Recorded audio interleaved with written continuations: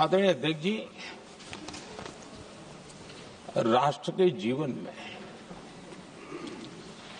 कुछ महत्वपूर्ण पल आते हैं और उस समय की समाज की मनस्थिति और नेतृत्व की क्षमता उस पल को कैप्चर करके एक राष्ट्र की अमानत बना देती है, एक मजबूत धरोहर तैयार कर देती है। मैं समझता हूं कि भारत के संसदीय लोकतंत्र के इतिहास में ये वैसे ही पल है। आवश्यकता तो ये थी कि 25-30 साल पहले जब से विचार सामने आया, आवश्यकता महसूस हुई, हम इसको लागू कर देते और हम आज उसको काफी परिपक्वता तक पहुंचा देते हैं और आवश्यकता के अनुसार उसमें समय समय पर सुधार भी होते हैं और यही तो लोकतंत्र की ब्यूटी होती है।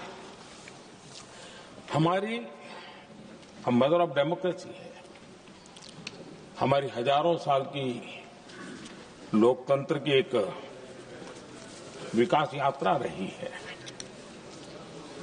और उस विकास यात्रा में एक नया आयाम जोड़ने का एक शुभ अवसर सदन के हम सभी साथियों को मिला है।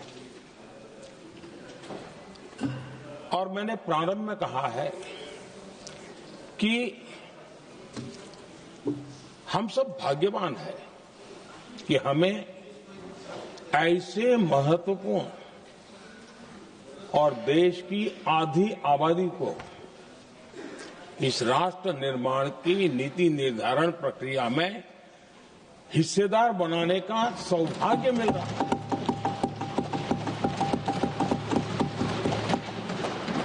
ये हम लोगों के लिए सौभाग्य है और मैं चाहता हूं कि मेरे सभी माननीय सांसद, मैं इधर उधर की आज बात करना नहीं चाहता हूं, हम सभी सांसद इस महत्वपूर्ण अवसर को जाने न दें। हम भारतीय सब मिल करके देश को नई दिशा देने जा रहे हैं। हमारी शासन व्यवस्था को संवेदनशीलता से भरने का एक सार्थक प्रयास करने के लिए जा रहे हैं। और मुझे विश्वास है कि इस मंथन से जो अमृत निकलेगा वो देश की राजनीति की भी उसके रूप स्वरूप को तो तय करने ही करने वाला है, लेकिन ये देश की दिशा और दशा भी तय करने वाला है। इतने महत्वपूर्ण मोड़ पर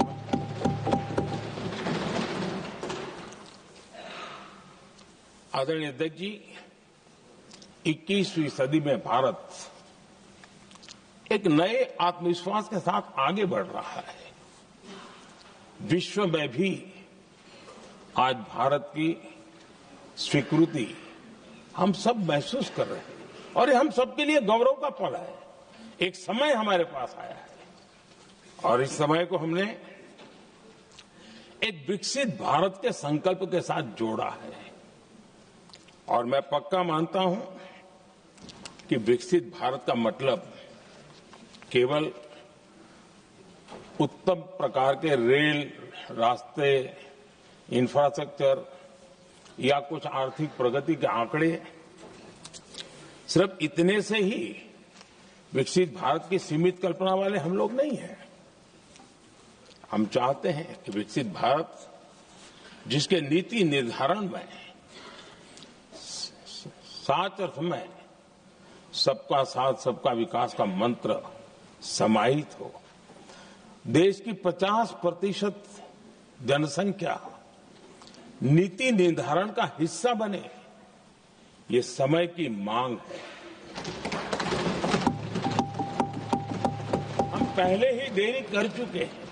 कारण कोई भी होंगे, जिम्मेवार कोई भी होंगे, लेकिन इस सच्चाई को हमें स्वीकार करना होगा कि जब हम अकेले मिलते हैं तब मानते हैं हाँ यार, लेकिन जब सामूहिक रूप से मिलते हैं, मुझे याद है कि जिस इसकी प्रक्रिया चली थी, सभी दलों से मिलना हुआ है, एक दल को छोड़ करके जिन जिन से मिलना हुआ है, हर एक ने सैद्धांतिक विरोध नहीं किया है। बाद में जाकर के जो कुछ भी हुआ होगा, राजनीतिक दिशा पकड़ी जा रही है, लेकिन जो राजनीतिक दिशा में ही सोचते हैं, मैं उनको भी एडवाइज करना चाहूंगा, एक मित्र के रूप में एडवाइज करता हूं और सबको काम आएगी।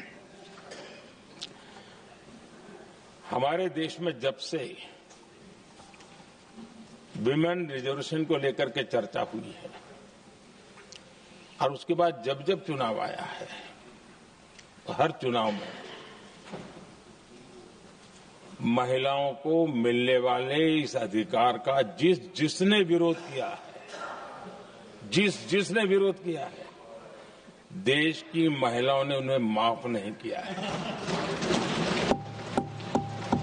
उनका हाल बुरे से बुरा किया है।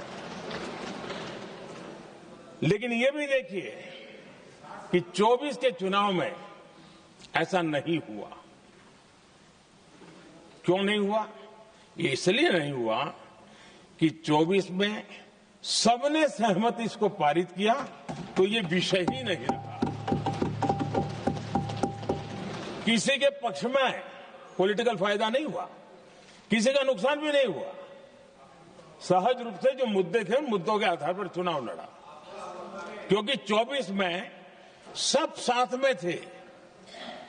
कुछ लोग यहां हैं, कुछ लोग नहीं है, लेकिन सब साथ में थे।